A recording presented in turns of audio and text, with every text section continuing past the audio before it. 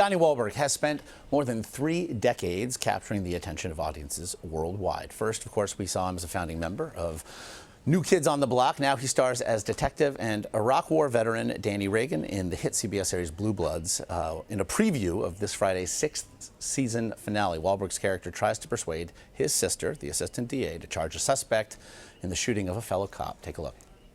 Fortunately, all you've got is resisting arrest. Even that's a stretch. What are you talking about? He fits the description that Officer Hayes gave of the shooter. Matching garment is not a positive ID. You have the gun that was used to shoot Hayes? Well, not yet. Any witnesses? No one's talking yet. I want to nail the guy who shot Hayes as much as you do. Wow, could have fooled me. The public is angry that the grand jury refused to indict Officer Russell for shooting Perez. What the hell does one case have to do with the other one? Everything. They saw a cop shoot a kid with his hands raised. Regardless of the facts, a lot of people do not consider that justice. Well, that's their problem. We are not going to have enough time, so let's get right to it. Donnie Wahlberg, good enough to join us to discuss that and a whole lot more. Thanks, Josh. First, interestingly about the season finale upcoming, it ripped from the headlines a bit. It involves a police shooting of a teenager that's caught on video. Right. Given the rancorous times that we're in at times, how does that maybe express itself in the program? What's it like to be a part of that sort of story? Well, it's interesting in this episode of Blue Bloods because not only does that happen, but there's a retaliatory shooting against a cop in the episode too. So it's great to do it in the show because everyone in the show has their own perspective on it. All the characters take a different point of view, and Danny is sort of a hardline cop, and he takes the hardline cop position. But in some ways, all the different characters have to sort of see the other side of it in some way, and ultimately that's what happens. But the beauty of the show is everyone has a different point of view on these things, and we get to see it from all the different point of views, and it hopefully with the audience it can help them to sort of understand the different points of view too. It's not in a yelling, screaming, kind of way. And it's underpinned by a family narrative. As somebody who we now have come to really know, came from a family with a lot of different points of view as well. I would guess as an artist, it helps to find an emotional center there.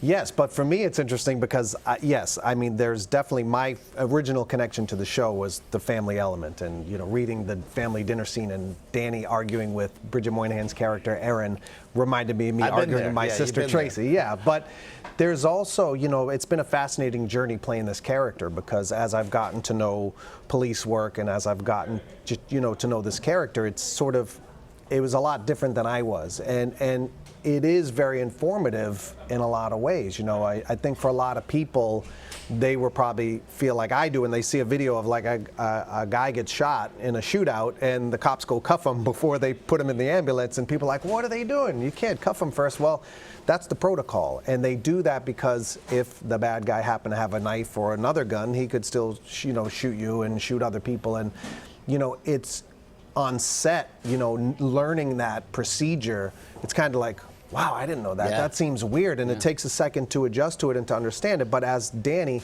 I have to play it full on. But when people see it, on a video or something like that, they don't quite understand it. But that's the way the police officers are trained.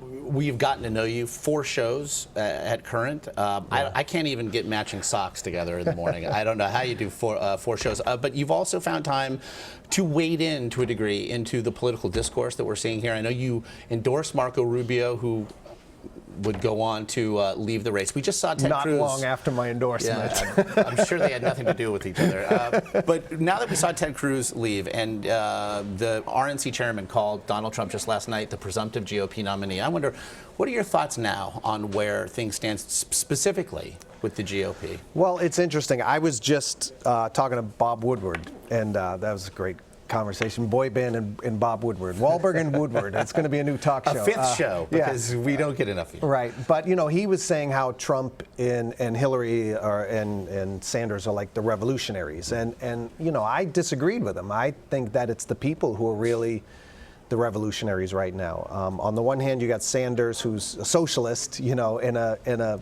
non-socialist country. We're not a socialist country. We're a free market economy, and that's what we are. And, you know, socialism at its best is not America, and at its worst is, you know, 1 inch away from communism. So it's not who we are, yet the people are speaking up and supporting this guy in massive numbers. And the same with Trump.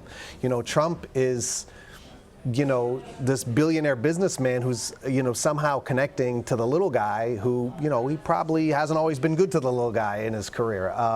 You know, he talks about, you know, bringing business back from Mexico and China, but all his businesses operate, his ties and his suits are made in Mexico and China. So it's really fascinating. But what's amazing is people are angry and they're becoming the revolutionaries. They're saying, we don't care. We've had billionaires run for president before. They never won the nomination.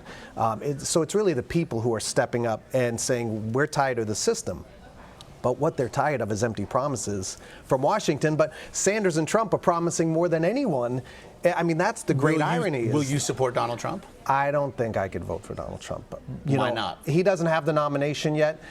You know, for me, I think, you know, I've met Donald Trump multiple times before. I was a huge fan of Celebrity Apprentice. And, you know, he doesn't seem, I've never known him to be this guy that he portrays. But do you think it's all an act? Because it's been suggested it is. Do you think to this point that it's been all an act and thus it would suggest he's been a very effective actor? I think where it's an act is he wasn't schooled on policy. And so when he got into the debates early on and he was put to the fire early on, he reacted the way someone who is nervous would react, with anger and pushback. And, you know, it worked. His poll ratings never really dropped. He kept climbing in the polls. He kept winning, you know, primaries and winning debates by doing that. So he was never really forced to say, you know what, I got to go to school and do some reading and do some learning and understand what I'm getting myself into so I can talk policy with people, because no one's ever held him accountable and forced him to really talk policy. So he's gotten away with it. So to me, it would be hard to support that. So we saw yesterday some significant GOP strategists come out and say, if this is it, if this is our general election, I'm going to support Hillary Clinton. Is that your alternative? I don't know. Nobody's won the nomination yet in any party. I mean, Bernie Sanders was supposed to be gone yesterday, and he won Indiana. And he probably could win California, and, you know, he may not go away. And if the superdelegates, a few of them change their mind, this would be a whole different story. I mean, and it would truly be a revolution. I think the people want change, and this is as close as they've ever come to really going for outsiders. The question is, will they do it in the fall, or will they go with the status quo, which would be Hillary Clinton? I got to get you out of here. Really appreciate the very willing we used to talk discussion, sports. Donnie. Now we're talking politics. It's terrific. Yeah, you've got. We'll do Tom Brady in the break. You can, meanwhile, watch the season 6 finale of Blue Bloods this Friday. His many other programs also can be found. Donnie Wahlberg, thank you so much. 10/9 Central, only on CBS.